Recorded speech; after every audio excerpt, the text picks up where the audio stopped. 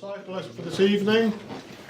John Angus, for those of you who don't know him, where have you been hiding for the last few years, is one of the foremost competing solo pipers in the south of England, and won many prizes, the Gillis Cup in London, the multiple prizes in the gold medals at Oban and Inverness, various other things, and the gold medal in New Zealand and plus.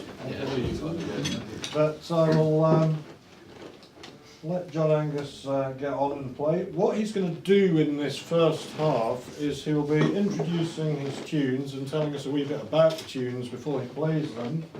And then to test your memories, so listen very carefully, after we've had a wee intermission, he is going to be asking some questions, a little quiz. There is a prize that was brought along very generously.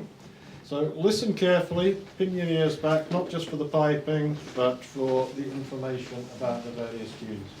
John Angus, welcome.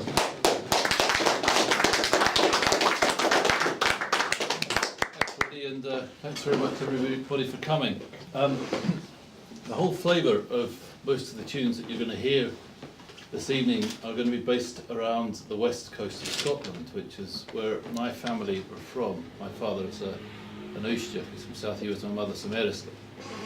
So what I thought we'd do is I'll probably take you through some of the tunes, because some of them you won't have heard before, but they will have been composed by people who, for those of you who know a lot about piping, you'll certainly know of, and certainly in terms of my history and my family's history, these are people who either I grew up with and spent time with as a boy or as a young man, or people who've spent time with the family through the years.